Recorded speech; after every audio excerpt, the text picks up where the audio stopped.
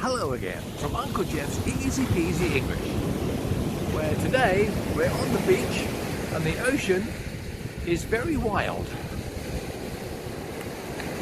I must go in the water. Why? Because I think it's important. I have to go in the water. Why? Because the water thinks it's important and a very good idea. I should go in the water. Why? Because that is a good idea. That's good advice. I need to go into the water. Why?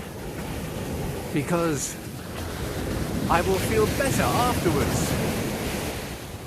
Must, have to, should, need to.